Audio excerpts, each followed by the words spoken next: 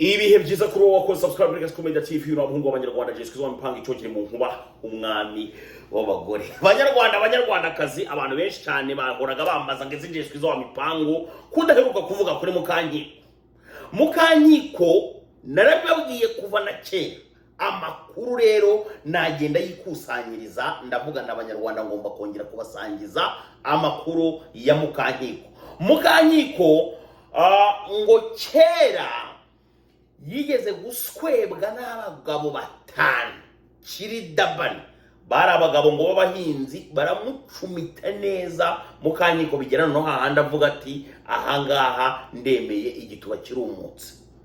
Aya ni amagambo avugwa na bene wabo ubwabo.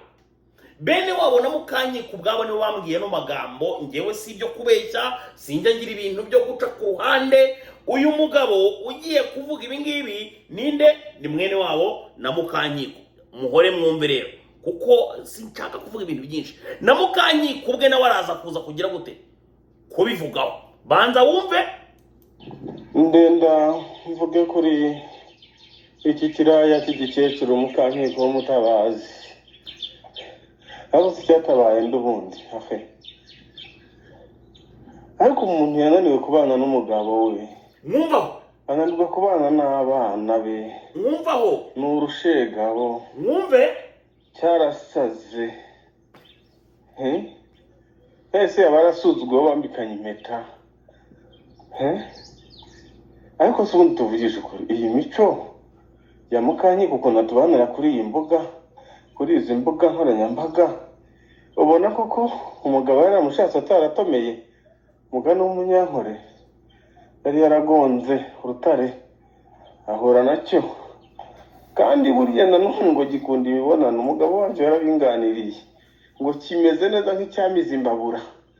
Umugore ngashyuha Mukanyiko ni danje ngashyuka agira ngo amize imbabura pe, kandi inyota buriya kigira nayo ngo kiri kugotomera amacupa ni igikoko ngo kiranywa kikanywa na nzira.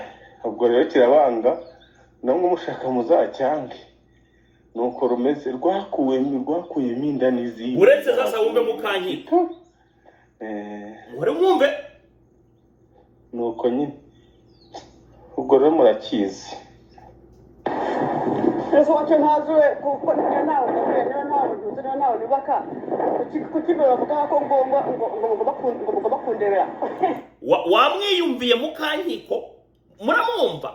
So narababwiye ninge nzakora ibishoboka byose, nkora ibishoboka byose mbazanire proof na fact. Mukanyiko abagabo batanu nkuko nabibabwiye haruguru bamaze kumucumita, nibwo Mukanyiko yahise atangira kujya agira gute, kujya nyine bonga igisozi akabonga igihore cyangwa se uruntu rw'urusimba nyine rwaho ngaho, ku buryo niyo mubona biriya bintu ajya yigira ngo yigira nk'urupyisi. Nubwa bushake abakirimo arashaka bw'abagabo.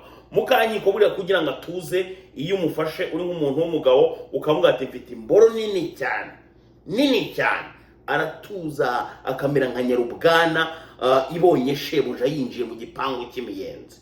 Uwo niwe Mukanyiko ngo w'umutabazi yo kubitwa n'umurugo. Mukanyiko ndagira ngo nkugenere ubutumwa, sinshaka gukora video nini cyane. Urabizi neza ko mfite n'andi audio menshi cyane. Umaze iminsi nkubona uvuga umuntu bw'ubugambo n'ibiki byose. Ndagira ngo nkubwire ngiye kujya ntangira kuririzinga audio every day. Urabizi nge sinjya nguhereza mbivugiraho, sinjya mvugira mivumbi kuzamuvumba. Ngiye gutangira kujya mbishyira hanze bunyimbuye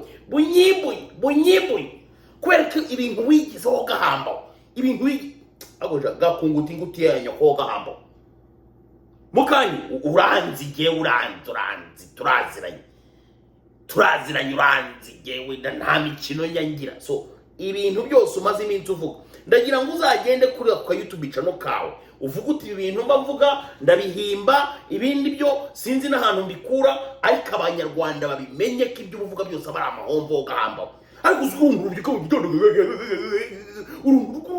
urugore ruzima toka kuri wa musenze. kikora iki gusa